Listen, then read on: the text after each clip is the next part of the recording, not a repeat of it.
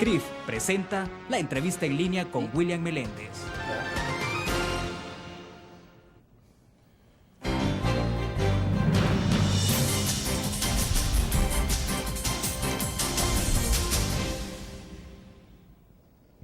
Llegamos al viernes 24 de junio de 2011 y ante un nuevo fin de semana saludamos a quienes nos acompañan en nuestro país y el mundo a través del www.laprensagráfica.com, también a quienes nos acompañan por Canal 25 a las 9 de la noche y un saludo a los radioescuchas que nos están con nosotros a través del grupo Nutriz Radio. Pueden participar si ustedes lo desean enviando sus comentarios, transmitimos en tiempo real desde la sala de redacción de la Prensa Gráfica. Esta semana, Guatemala, uno de los 3 países que integran el Triángulo Norte, asediado por los grupos criminales como los Zetas, ha sido el anfitrión de una cumbre sobre seguridad regional que tiene a la base la búsqueda de los mecanismos para hacer frente al narcotráfico y el crimen organizado.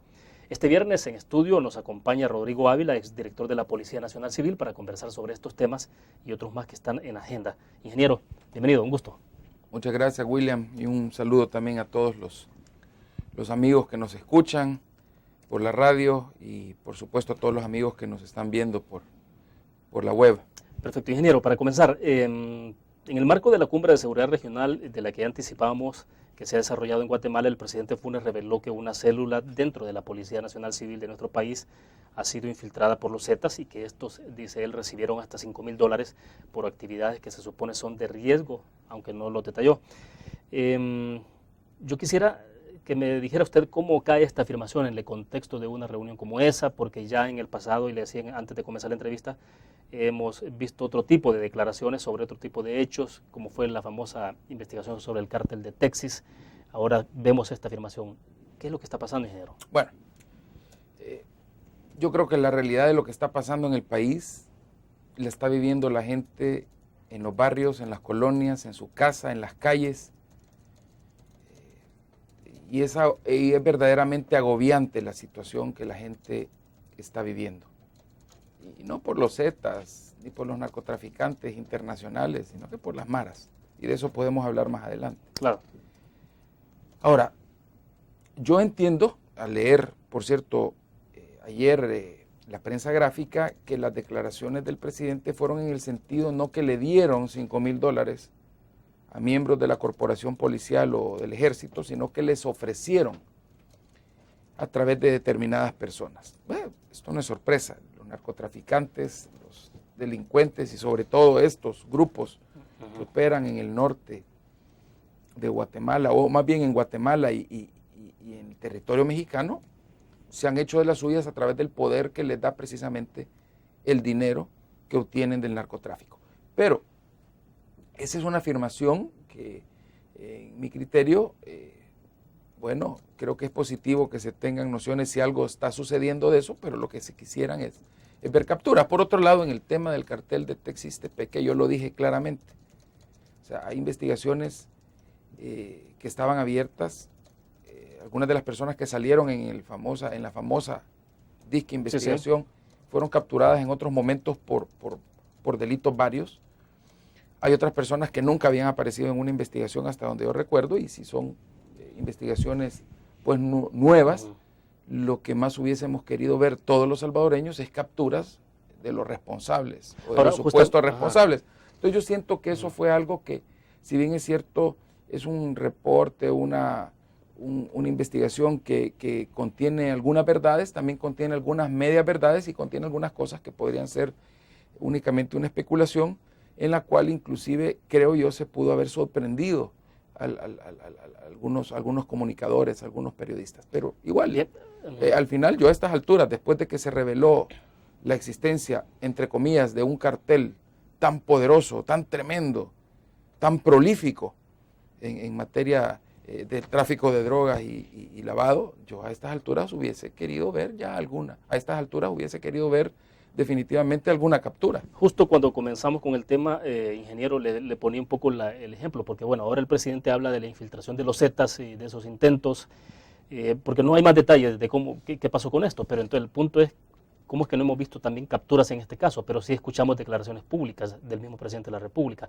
El caso Texas-Tepeque, usted lo decía, o sea, hubo una denuncia, aparece la información, pero tampoco hay capturas y procedimientos judiciales. Entonces, esos manejos, ¿a qué estarán respondiendo y por qué cree usted que ocurren esos manejos de esa manera? O sea, Bueno, mire, ¿por qué no se investiga, se captura y después entonces se le muestra a la prensa qué es lo que se tiene? bueno, porque mire, precisamente porque a veces se está haciendo un uso mediático de medias verdades o un uso mediático y un uso, yo diría, oportuno políticamente de temas que de alguna manera tratan de diluir la responsabilidad institucional, porque no es lo mismo combatir a los pandilleros de la esquina del barrio tal o a la clica que está operando desde un penal bajo control del gobierno que combatir el monstruo enorme, terrible, pero invisible del gran narcotráfico internacional. Yo recuerdo que inclusive aquí se especuló cuando mataron a un personero, a un funcionario de la Interpol mexicano, que se llegó a decir que podría haber sido producto de los Zetas. Yo nomás vi el modus operandi de cómo se le había atacado y cómo había un antecedente. Yo dije, este es un problema, o sea, por puro sentido común y por pura experiencia de haber visto tanto caso en la policía, yo dije, este es un problema de carácter pasional, no es un tema de los Zetas ni mucho menos de narcotráfico. Y precisamente yo siento de que se está utilizando de alguna manera y en alguna medida mediáticamente este tema. Yo creo que cuando las cosas son tan serias o se pintan como algo tan serio, lo que procede primero es hacer las capturas y no divulgar esta información de manera pública, porque entonces se ponen en alerta a los posibles hechores. Ahora, yo no dudo que los, entre comillas, Zetas vengan a buscar armas a Centroamérica e inclusive a El Salvador y que vengan a buscar personas para ser reclutadas en sus filas. Yo no lo dudo, pero perfecto. Eso no es nuevo, el narcotráfico siempre lo ha hecho. De ese punto quiero que hablemos, pero necesito hacer una pausa, ingeniero. Justamente, obviamente usted no está ya en la estructura policial, pues, pero tiene mucha experiencia. Entonces, de los acontecimientos que hemos visto, ¿qué luces le están dando a usted en la presencia de los Zetas o no en este país? Vamos a la pausa.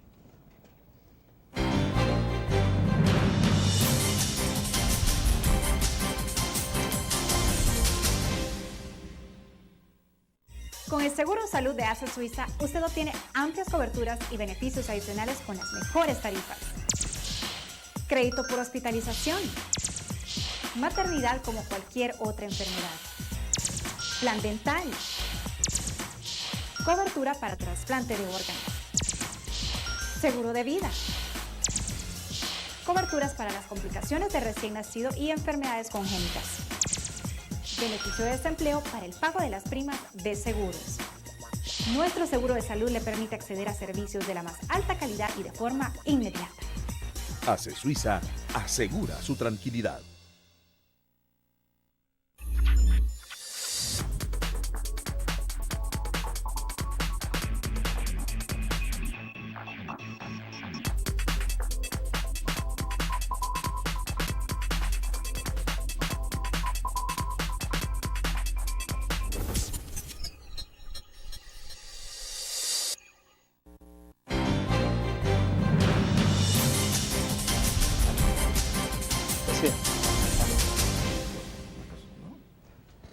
Bien, está con nosotros en nuestros estudios Rodrigo Ávila, exdirector de la Policía Nacional Civil, y ya vamos a entrar en materia sobre esto de la cumbre, lo que está pasando en la cumbre, ingeniero, pero antes le preguntaba en el segmento pasado cuáles son las luces que usted tiene. O sea, usted tiene un olfato policial, usted ha sido policía de carrera, director de la Policía Nacional Civil. ¿Qué, por los acontecimientos o los hechos que están dándose en este país, qué es lo que le indica a usted? Se dice la presencia de los Zetas, intento de compra de granadas, ahora se habla de que las más de 1.200 granadas que estaban intentando robarse, que iban a ser destruidas, se supone que iban para los Zetas hacia Guatemala.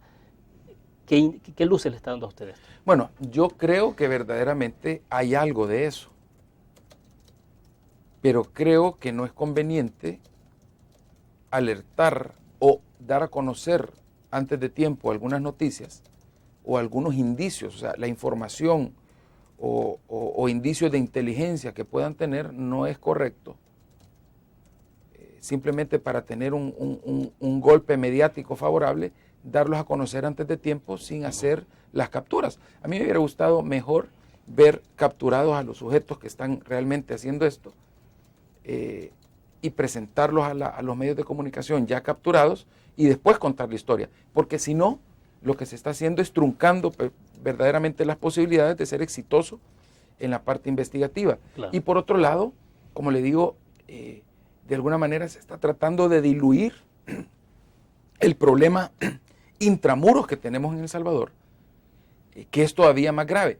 Yo creo que es importante y es oportuno discutir el tema del gran narcotráfico, el tema del crimen organizado a nivel regional, porque es importante y ciertamente ese problema nos está permeando, ciertamente, y no desde ahora. El crimen organizado ha buscado conseguir armas en El Salvador. Bueno, si mire, si esto no es nuevo, pero antes recuerdo que eran las FARC las que buscaban armas en Centroamérica, y las FARC no dejan de ser menos peligrosas que todos estos Zetas, y al final son parte de lo mismo, son parte de la cadena de distribución y tráfico ilegal de la cocaína, o sea, la FARC y los Zetas. O sea, que esto no es nuevo, pero creo que se está tratando el tema desviando la atención de algo más importante, que es lo que estamos viviendo todos los días en El Salvador y que a futuro puede ser el caldo de cultivo más grande para el delito o para el crimen transnacional, como son las pandillas. Aquí, cuando estamos hablando de que 12 familias han sido masacradas en lo que va del año, que han habido asesinatos múltiples con lujo de barbarie, cuando vemos delincuentes comunes, pandilleros, realizando actos en escalas que, si sumamos, son mayores de lo que podrían haber hecho quizás los Zetas. Y cuando vemos... Bueno, es que realmente en el país tenemos una masacre diaria. Es decir, cuando ya tenemos 11 asesinatos, claro, obviamente que impacta cuando a esas personas las asesinan en grupos, ¿va? Claro. Pero eso estamos presenciando. Claro, pero ese es el problema, William. Y el problema precisamente es que aquí la gente ya no aguanta en sus colonias, en sus barrios. La gente no puede entrar a sus casas sin tener que pagarle renta a un muchachito que es parte de una pandilla. Los negocios están siendo extorsionados. Hay negocios cerrando. Hay agricultores que simplemente ya no quieren cultivar porque las cosechas se las roban. Se están metiendo a las casas. Claro. Entonces, ese es el problema número uno. Y yo le digo, creo que tratando de solo hablar en las cumbres de los Zetas y del gran tráfico internacional, se está como tratando de justificar de que el problema es precisamente de los Zetas y no de los mareros, y que por eso no se puede tener éxito. Yo creo que lo que El Salvador quiere es que atendamos lo que más nos está, con prioridad por supuesto, lo que más nos está afectando en El Salvador, porque eso es precisamente esa base social que tienen las pandillas, ese problema que se está dando en los penales, esas masacres, esas extorsiones, ese asedio del cual es sujeto el pueblo salvadoreño por parte de las pandillas, es el problema número uno y tiene que ser atendido con mayor prioridad. Y a mí me da tristeza, como yo lo dije en un programa aquí con usted, de que la ley de antipandillas que se había formulado en la Asamblea Legislativa no iba a servir de nada. Y en vez de estar discutiendo otro montón de cosas y revelando supuestas investigaciones de altos vuelos, de grandes estructuras organizadas, de las cuales no hay ningún capturado, deberíamos de estar hablando sobre el problema principal que nos aqueja. Ahora, ingeniero, pero yo he escuchado al respecto, por ejemplo, al ministro de la Defensa, el otro día, hablar muy consecuentemente de esto precisamente que estoy hablando. Ahora, pero usted puede hacer la separación de todo este tema de los Zetas y de las pandillas, porque siempre lo que se ha hablado es que han ido mutando las estructuras de las pandillas. Ahora, más cercanos, ya en un momento determinado, siendo más utilizados por grupos criminales de narcotráfico. Y han adquirido monopolio del menudeo del narcotráfico. Tengo planteada la interrogante y vamos a la pausa. Cuando regresemos, usted dígame, entonces, ¿es posible desvincular los dos temas y dar un tratamiento especial en el caso de las pandillas? Pero debo hacer una pausa cuando regresemos.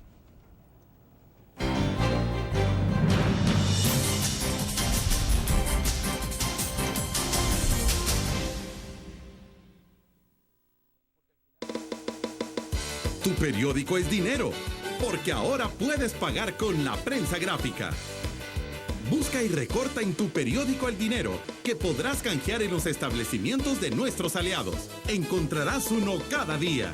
Compra con la prensa gráfica y encuentra una buena noticia para tu bolsillo. Con la prensa gráfica lo compras, compras. Con la prensa gráfica lo pagas, pagas. La prensa gráfica. Noticias de verdad.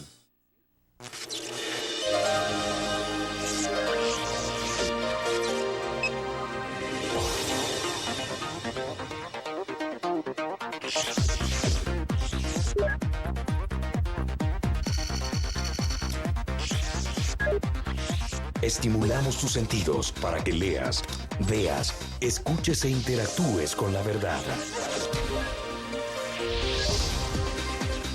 LPG Multimedia.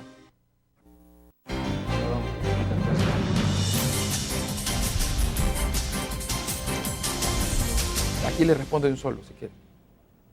Bueno, tengo algunas participaciones en el chat, las voy a leer un poco más adelante para que nuestros cibernautas tengan la respuesta suya, ingeniero. Pero entonces vamos a la respuesta suya sobre cómo abordar entonces el tema pandillas, el tema de Zetas, crimen organizado, narcotráfico.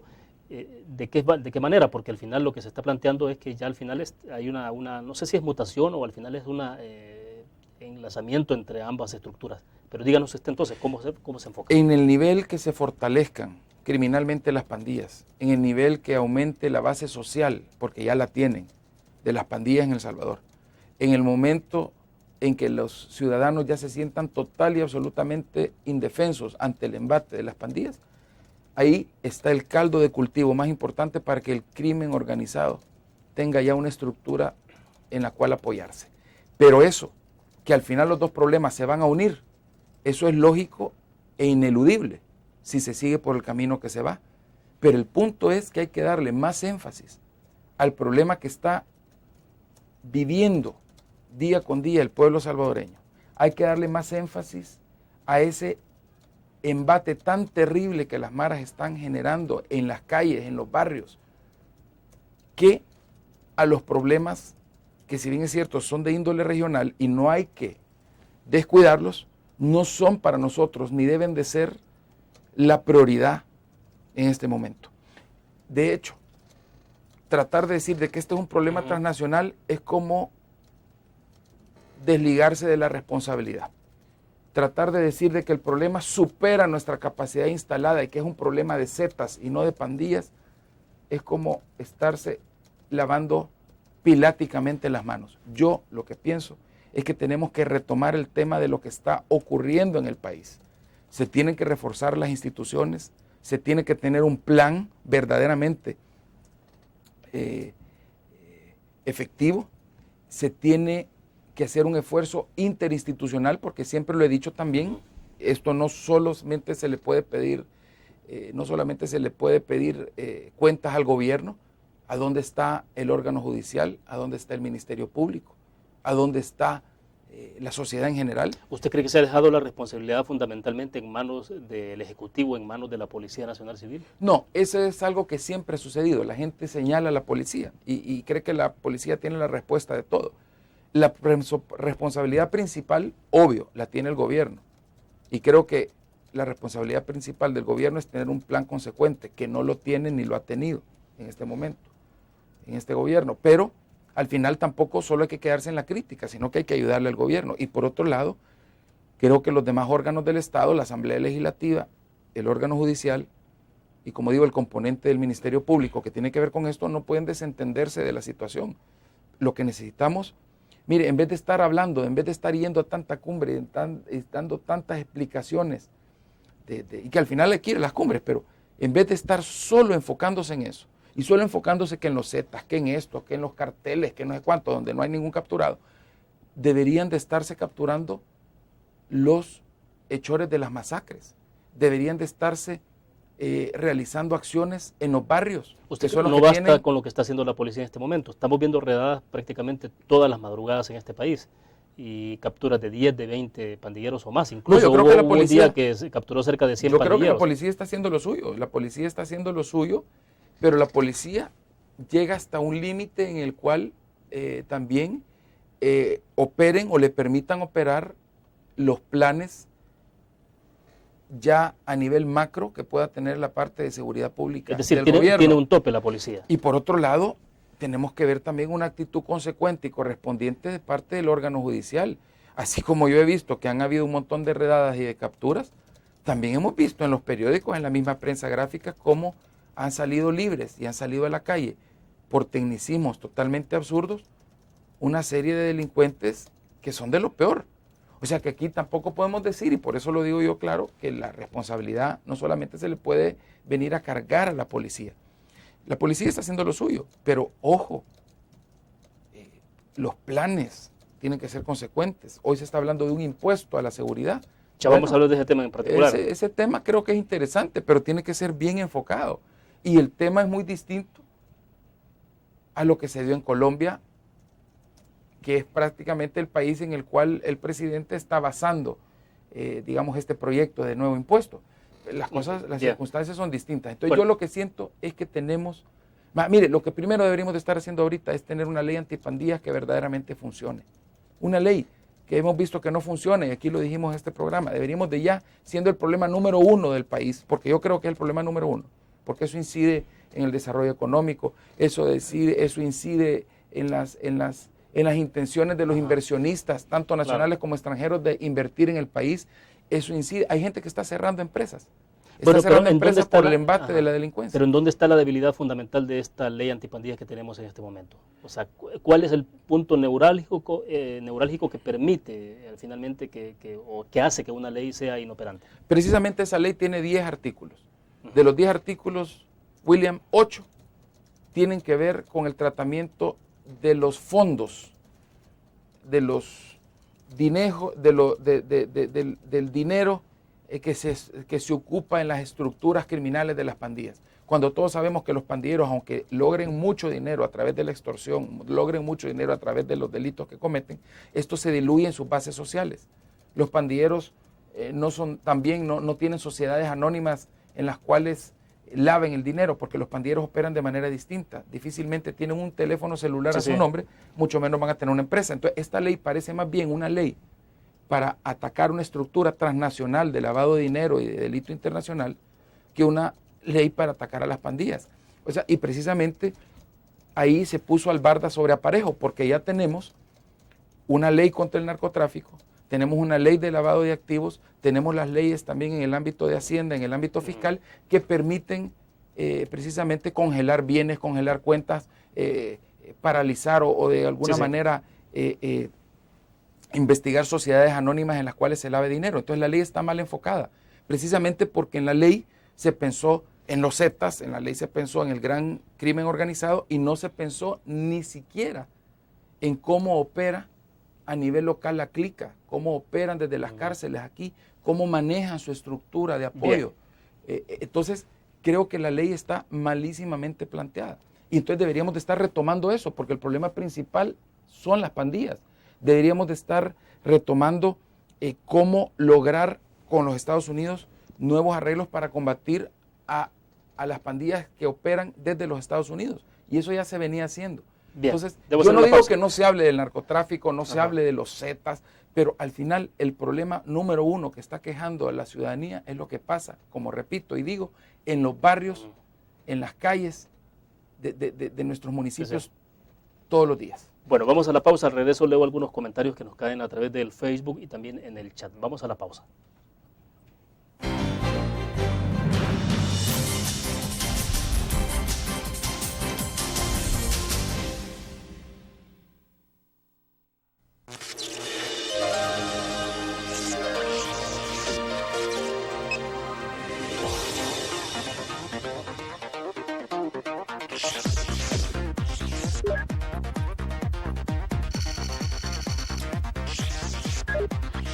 Estimulamos tus sentidos para que leas, veas, escuches e interactúes con la verdad. LPG Multimedia.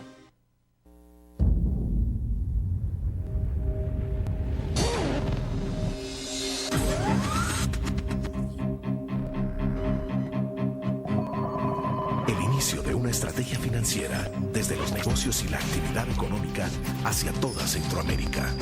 El Economista Regional, una revista especializada donde encuentras el panorama empresarial y los principales movimientos financieros. El Economista, el modelo regional de información económica.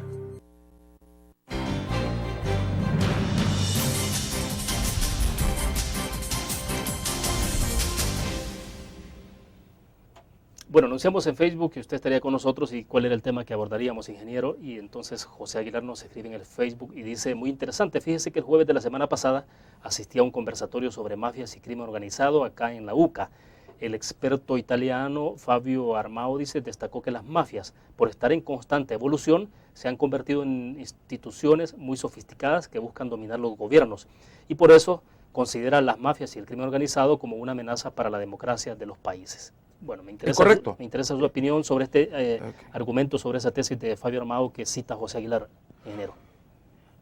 Las mafias, y de hecho la mafia en Italia, el famoso concepto de mafia que oímos todos los días, surgió como un movimiento de personas que se oponían a la invasión o a la ocupación francesa en Sicilia, cuando los franceses se habían tomado Sicilia. Y de hecho mafia, lo que significa mafia significa morte a la Francia, Italia, avanti, que en italiano traducido al español quiere decir muerte a Francia, Italia, adelante.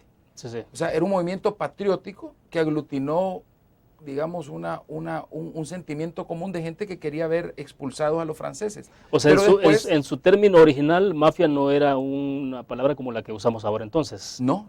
En su término original, mafia era un término nacionalista de los sicilianos que querían expulsar a los franceses que estaban dominando políticamente a Sicilia.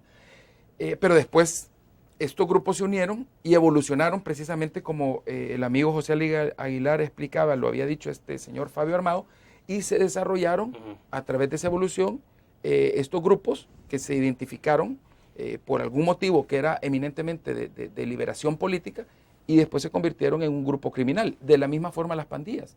Las pandillas primero se forman como un grupo de jóvenes, como grupos de jóvenes que se juntan porque entre ellos existe la búsqueda de una identidad grupal, pero después se va esto desarrollando hasta conformarse y mutar en un grupo delictivo. Que fue lo que vimos allá por el 93, 94, ¿no? Yo siempre eran he hablado, estructuras estudiantiles, estrictamente estudiantiles. Correcto, y de ahí vemos que esto se mezcla con la venida de las personas deportadas. Exacto. Que traen esa cultura pandilleril de los barrios de Los Ángeles. De hecho, la nomenclatura o el significado, el nombre mismo de las maras evoca cosas que se daban en los Estados Unidos. La Mara 18 evoca a la Mara mexicana, los grupos de pandillas mexicanas que se desarrollaron en la calle 18 de Los Ángeles.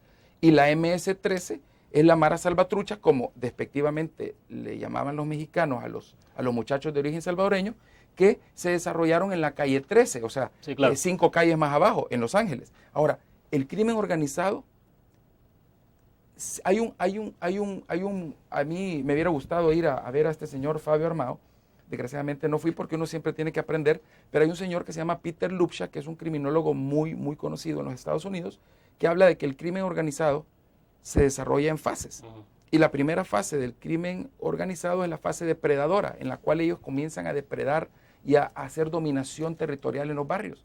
Después viene la fase parasítica, que es una fase, como su nombre lo indica, en la que se convierten en verdaderos parásitos de la sociedad, porque se nutren de esa depredación que inicialmente los une.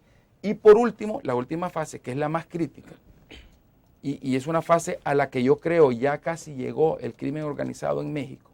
Es una fase a la que definitivamente se llegó en ciertos lugares de Colombia con estas mafias y carteles del narcotráfico, y a la que se llegó en Rusia con la famosa mafia rusa, que es la fase simbiótica, cuando ya hay una simbiosis entre los grupos criminales que tienen una estructura, que tienen una base social, que tienen una organización compleja y comienzan a permear las estructuras del Estado, comienzan a permear a la sociedad, comienzan incluso a proponer candidatos a las elecciones No, lo han hecho en Guatemala, lo han hecho en México. y ya lo están tratando de hacer aquí. Y en el porque país no ha ya sido la excepción. Se han metido ya las pandillas a proponer miembros para que vayan en los consejos, como candidatos a los consejos municipales.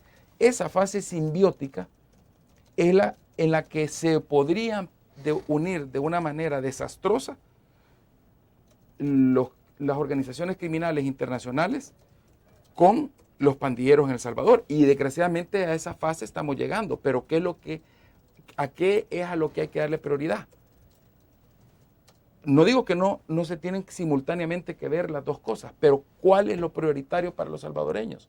¿Las pandillas o los zetas? Ahora, yo creo que lo prioritario para los salvadoreños son las pandillas. Bueno, su punto es que si se elimina o se erradica de alguna forma el tema de pandillas en el país, los zetas, aunque llegaran, no tendrían la forma de operar. O sea, el caldo de cultivo propicio para poder tener los alcances que quizás quisieran tener. Entonces, por eso es que tenemos que atacar el tema de las pandillas como un tema ya de carácter social.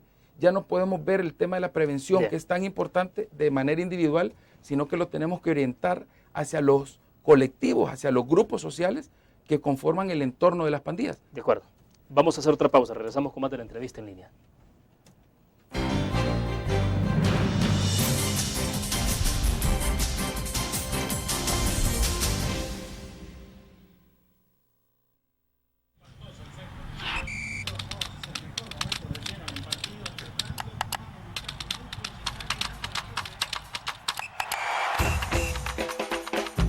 La emoción del deporte está en www.elgráfico.com.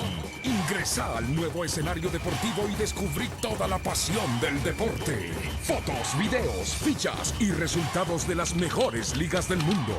Elgráfico.com. Conectados por deporte. Learn. La revista más innovadora y moderna de todos los tiempos. Única en su estilo, creativa. Un espacio exclusivo y reservado de entretenimiento y diversión, llevada al máximo. Blur. Time Out, Movie, lo mejor de la cartelera. Art. Shopping, la guía de la moda. Go, viajes cortos fuera de la ciudad. Blur.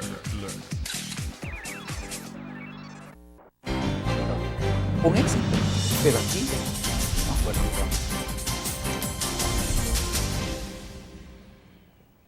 Bien, un par de comentarios más a través del Facebook. Edwin Giovanni Vaquero dice, muy buen trabajo Rodrigo Ávila, él estaría mejor en el lugar del señor Manuel Melgar y aún él debería ser, dice, o estar como nuestro presidente. Bueno, muchas gracias, Edwin. Paul Monroy dice, favor, si es posible preguntarle a Rodrigo sobre su futuro político. Y leo un par de comentarios más. ¿Quién fue ese, perdón? Paul Monroy. Dice si es posible saber sobre su futuro político. Carlos Quintanilla dice, señor Rodrigo Ávila, así como está dando su opinión, ¿por qué no ayuda a la PNC para la seguridad del país? Así como el presidente Funes ha buscado ayuda en México y en la cumbre de Guatemala, así como ex director de la policía debería colaborar para tener una mayor seguridad. Y Paul Monroy vuelve a preguntar, dice, si lo llaman, creo que seguro brindaría apoyo, pero eso depende del gobierno, no de Rodrigo, pues el enfermo busca al doctor y no el doctor al enfermo. Está bien. Hay tres bueno, cosas. Primero, yo no puedo ser tan presuntuoso como decir que yo soy un doctor para el tema de la delincuencia. Siempre hicimos lo posible y lo mejor que pudimos, pero dentro de lo bueno, lo malo y lo feo que aprendimos, o sea, y de las cosas que nos salieron bien y las cosas que nos salieron mal, porque algunas cosas no nos salieron tan bien y aprendimos con la experiencia. Por supuesto que podemos aportar, y de hecho lo estoy haciendo. Yo le digo a Paul y a Carlos, muchas gracias al comentario que hizo Edwin, que definitivamente estamos aportando. Nada menos ayer, por ejemplo, en la noche, en un velorio, estaba una señora a la cual me estaba contando que había sido víctima de un hecho delictivo. Y la señora me explicaba de que no habían hecho la denuncia, que no habían llamado a la policía. Y yo le decía, no, usted tiene como ciudadana que ponerse de acuerdo con los vecinos, porque ya es tercera vez que se le meten a la casa a robar y ya todo el mundo sabe quiénes son los delincuentes, todo el mundo, porque son vecinos, o sea, todo el mundo, y tiene pavor de los vecinos. Y yo la exhortaba a que se acercara a las autoridades y que utilizara los mecanismos, que aunque para mí no son los mejores mecanismos que la ley da, porque las leyes tenemos que hacerlas, adaptarlas a la realidad todavía más, pero yo estaba colaborando y decirle, yo la puedo llevar a la policía. Sí, sí. Y de hecho, quiero decirle a los amigos que he estado reuniéndome con algunas de las autoridades de la policía, nada menos hace un par de días, hace un par de semanas platicaba con uno de los subdirectores de la policía, he platicado con autoridades de la seguridad pública. ¿Y esa ha sido una invitación oficial o son reuniones informales? Son reuniones informales, he platicado también con gente en la fiscalía, de hecho... Pero con Manuel Melgar directamente ha conversado, con el ministro Con de Seguridad. Manuel conversé el año pasado, no he tenido con él mucha oportunidad de conversar, pero por supuesto, yo como lo digo al principio, o sea, aquí hubiera podido yo sentarme a despotricar contra el gobierno, como cuando ellos lo hacían, cuando nosotros éramos funcionarios de la seguridad pública, lo hacían ellos, que despotricaban de una manera, yo diría hasta exacerbadamente perversa. Nosotros no podríamos hacer eso, pero creo que sería algo mal hecho. Sería algo mal hecho sentarme aquí y echarle la culpa al gobierno o tratar de politizar un tema que es de interés tan grande para todos los salvadoreños. Entonces, lo que necesitamos es ayudar.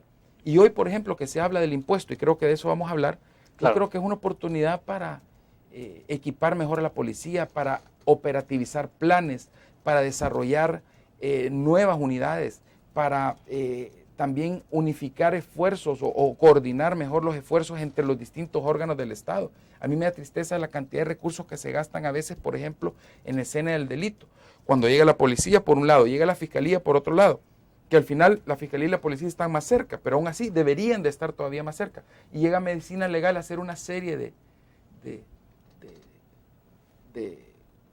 muestreos, una serie de levantamientos de la escena, y después prácticas forenses, autopsias en el cuerpo, en el cadáver, que al final solo se hacen por puro protocolo, por puro procedimiento. O sea, no tiene ningún resultado y al práctico. Final no se integran esfuerzos, o sea, se le da más importancia, que es lo que pasa también a veces en las vistas públicas, en los tribunales. Se le da más importancia a la forma que al fondo.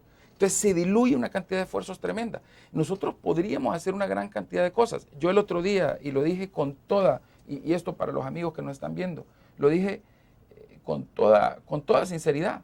En el plan de gobierno que este servidor tenía, si hubiese sido electo presidente, tenía un plan bien específico, bien detallado, bien, yo diría, fuerte, para poder atender el tema de la delincuencia. Y yo estoy con la mejor de las disposiciones, y humildemente, porque quizás no sean fórmulas mágicas, no lo son, pero pueden ser aportes importantes para que este gobierno los utilice como insumos. Obviamente para eso hay que dejar a un lado ese orgullo y ese ego partidario y ese ego político. Pero en este tema de la delincuencia creo que no tenemos que hablar de partidos, no tenemos que hablar de ideologías, tenemos todos los salvadoreños que hablar en la misma dirección. Bien, volviendo al tema del impuesto a la seguridad, el presidente de Guatemala, Álvaro Colom, anunciaba ayer, por ejemplo, que Centroamérica estudia un posible impuesto de seguridad que le permita, dice él, mayores recursos para implementar un plan de acción contra el crimen organizado y narcotráfico. De hecho, el presidente de la República habló también de que ya había supuestamente un acuerdo con los empresarios. Ahora han respondido los empresarios diciendo de que parece que con ninguna gremial se han reunido y tampoco le han dicho cómo es eso, los detalles de ese impuesto por la seguridad. Pero ya se está hablando a nivel regional incluso de un impuesto. Entonces, hablemos un poco más de esto después del corte comercial. Vamos a la pausa.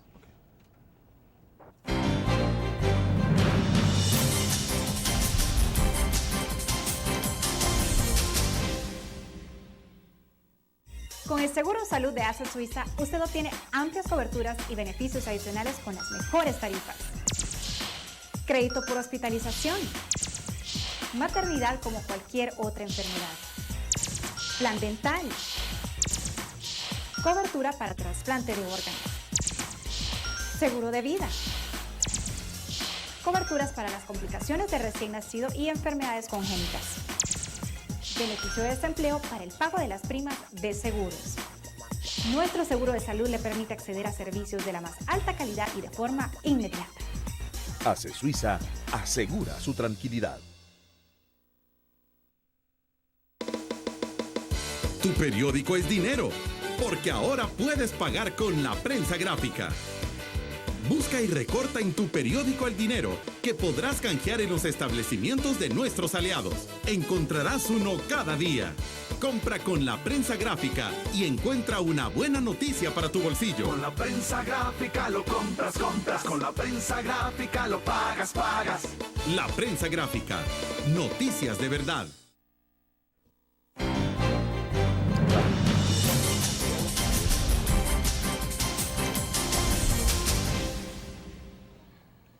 Nos ha escrito Moisés Rivera de San Salvador. Dice, ¿por qué en su administración de la Policía Nacional Civil negaron la infiltración de estructuras del crimen organizado en el aparato de Estado? Bueno, me interesa que pudiera responder. Bueno, Moisés, nunca lo negamos. De hecho, hubo, si ustedes recordarán, hubo una estructura de contrabandistas en el oriente del país donde se capturaron los policías con todo y radiopatrulla que les estaban haciendo custodia a los contrabandistas de queso. En el norte del país se capturaron policías que estaban involucrados con los narcotraficantes de marihuana. En el 911, hicimos una redada en el 911 en la que capturamos 11 policías de un solo involucrados con el narcomenudeo e involucrados con las mafias que tenían involucramiento con los artículos robados. El ejército hizo lo mismo. O sea, hicimos una serie de cosas. Lo que pasa es que en aquel momento el crimen organizado en El Salvador, digamos, estaba a nivel de los robos de vehículos. Capturamos policías que incluso falsificaban las bases de datos y proporcionaban en el sistema informático ayuda y los presentamos. Todo eso se hizo. Lo que pasa es que a veces no se recuerda. Sí. Pero hoy el problema es que, si bien es cierto, el narcotráfico siempre ha estado, con el fenómeno que sucedió en los años 90, con la caída de los grandes carteles colombianos y el ascenso de los carteles mexicanos, que son los que hoy predominan y los que manejan el tema del gran narcotráfico, la influencia que llega a Guatemala y Honduras es mucho mayor y eso nos permea de otra manera. El dinero circula. Okay. Los narcotraficantes comenzaron, en vez de pagar con dinero, a pagar con especies, creando nuevos mercados. O sea, pero todo eso sí se hizo y se hizo de buena manera, tanto así que la situación se calmó durante finales de los años 90 y después durante el mediados de los años 2000, del 2004, 2005, esa situación aminoró. Lo que se acrecentó en el 2005-2006 fue el problema de las pandillas por dos cosas. Uno, por el encarcelamiento discriminado de los pandilleros en cárceles exclusivas para sus denominaciones de pandilla. Y dos, por las masivas deportaciones de personas de los Estados Unidos directamente desde las cárceles. Ya no era el trabajador, el típico salvadoreño que buscaba nuevos derroteros, trabajador que era agarrado por la migra, sino que de la cárcel sacaban a las personas que no habían cumplido su condena todavía, se les adelantaba y delincuentes peligrosos eran enviados y mareros directamente a El Salvador. Ahora, volvamos sobre el impuesto a la seguridad, sobre todo porque usted en el corte comercial me recordaba sobre el tema presupuestario, pero mucho de la discusión se está repitiendo al tema de presupuesto, de dinero, y no sé si realmente lo que hace falta en este país es dinero o dónde cree usted que están las falencias. Okay. O sea, porque me hacía la comparación usted de cuánto tenía en aquel momento usted de presupuesto cuando era director de la policía y cuánto es lo que tienen asignado ahora. Hoy los presupuestos son mayores, ya los presupuestos votados por la Asamblea Legislativa son mayores. De hecho, recuerdo que hace 10 años, para la policía, el presupuesto de gastos corrientes comprendía el 97.2% de todo el presupuesto institucional. Hoy ya no, hoy ya hay un presupuesto adicional para no solamente gastos corrientes, que es pagar salarios, pagar la luz, pagar el agua, pagar el papel, sino que ya para inversión y para operativizar las acciones de la policía. Pero se necesita más, y yo estoy de acuerdo con eso. Yo estoy de acuerdo que todos los salvadoreños nos tenemos de alguna manera que bolsear. Se dice los que tienen más, los que tenemos menos, pero todos nos tenemos que de alguna manera bolsear para ayudar a atender un problema tan urgente. Pero eso sí, esto no puede ser como un cheque en blanco, tiene que haber un plan. Y yo creo que antes de poner este impuesto tiene que haber un plan consecuente.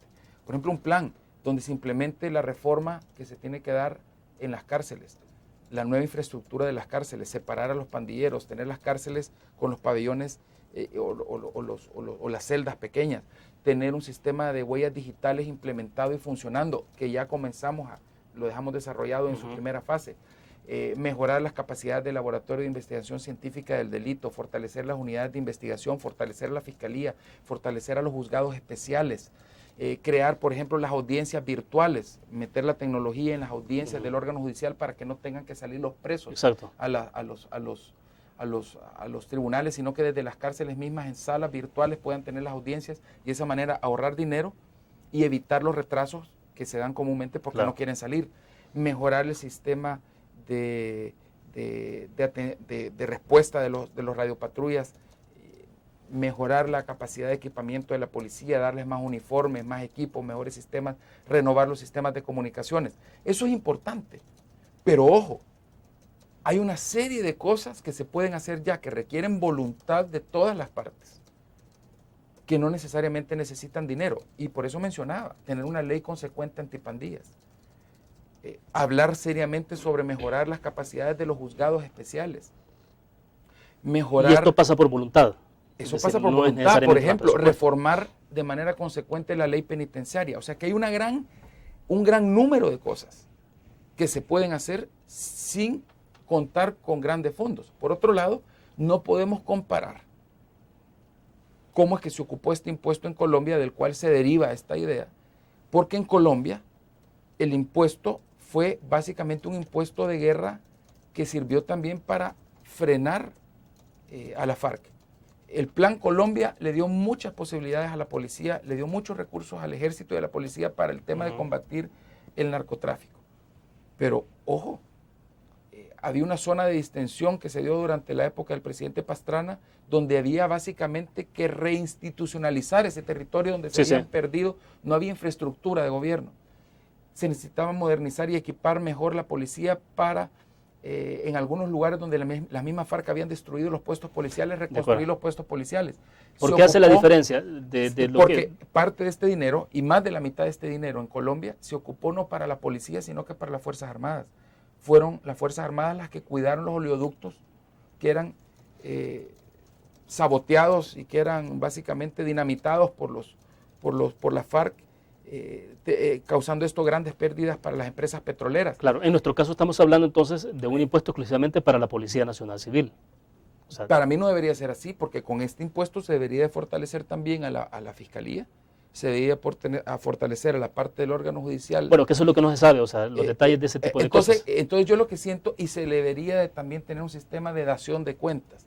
En Colombia incluso se creó una directiva, un directorio nacional donde participaban los que pagaban el impuesto, que era el sector privado, y había un plan específico. Y como digo, parte de este dinero en su mayoría fue para fortalecer a las Fuerzas Armadas en su lucha contra la FARC, que estaban destruyendo ganaderías, destruyendo las minerías, saboteando la operación de grandes empresas de explotación de recursos, porque en Colombia las hay. O sea que el caso de El Salvador es muy distinto, y yo siento de que este dinero hay que ocuparlo de manera consecuente. Pero ojo, repito e insisto, que hay una serie de cosas que podemos los salvadoreños hacer ya si existiese la voluntad en el gobierno, si existiese la voluntad en la Asamblea Legislativa y los partidos políticos, y si también existiese la voluntad en el órgano judicial, de verdaderamente hacer ya las cosas que se pueden hacer sin dinero, que se necesitan hacer y que son urgentes en este momento. Vamos a la última pausa comercial, volvemos.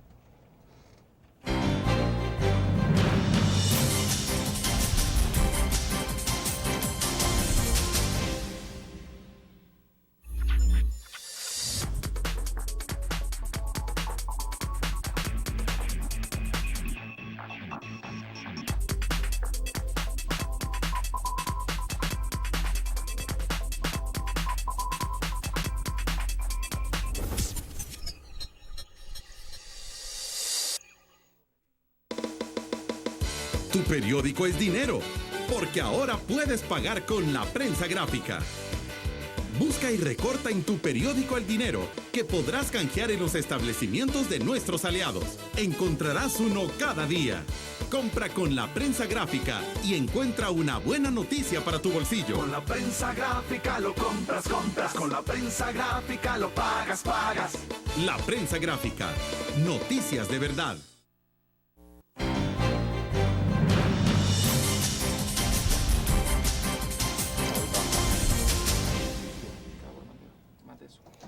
Bueno, perfecto. Estamos al cierre de la entrevista en línea. Le decía, ingeniero Ávila, en la cumbre que se ha desarrollado sobre seguridad regional en Guatemala, bueno, hay un poco de planteamiento alrededor de lo que ocurre casi siempre en estas cumbres. Es decir, que hay pocos resultados, pero hay mucha retórica, muchos discursos, se habla de muchos planes. Mucha exposición de motivos exacto, y muchos zetas. Pero al final lo que hemos tenido es un ofrecimiento de Estados Unidos también que prácticamente es casi igual al ofrecimiento que hizo el presidente Obama acá para la región centroamericana, en términos financieros. Pero entonces, ¿qué pasa finalmente con este tipo de encuentros? Yo siento que a veces se queda mucho en y créanme que yo también fui a algunos de esos cuando era viceministro. A veces mucho se queda en exposición de motivos. Yo lo que siento es que hay que operativizar las cosas. Y voy a dar un ejemplo, William, un ejemplo concreto. En El Salvador se llegaron a robar en el año, si mal no recuerdo, en el año 96 se llegaron a robar a mano armada 37 vehículos diarios en El Salvador. Para el año 99, apenas 2 años después, de 37 vehículos robados a mano armada diarios, se llegó a bajar a 11 vehículos al mes robados a mano armada. ¿Pero por qué? Porque se tomaron medidas concretas para combatir ese fenómeno, no únicamente en la operatividad policial a nivel de la unidad de investigaciones de robo de vehículos que se creó y que la Fiscalía paralelamente creó una unidad al respecto, sino que se hizo un acuerdo centroamericano de recuperación de vehículos, porque la mayoría de vehículos que se robaban a mano armada en El Salvador eran vendidos en Honduras y en Guatemala. Claro. Se hizo un acuerdo de recuperación e identificación de vehículos robados con México, porque también de México veían.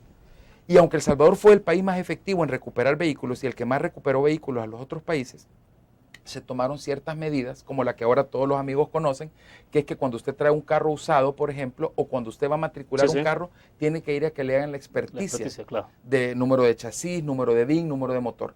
Y se crearon mecanismos especiales para identificar en los talleres las piezas de vehículos que eran utilizadas y que eran robadas. Hoy desgraciadamente como que subió este delito, pero lo que quiero decir es que se logró bajar de una manera tan drástica ese delito en particular, primero porque hubo esfuerzos nacionales concretos y dos, porque hubo esfuerzos regionales a nivel operativo, no a nivel de retórica, sino que a nivel de firmar un tratado y a nivel de ir a través de la Asociación de Jefes de Policía de Centroamérica. Eso es lo que se requiere en este momento.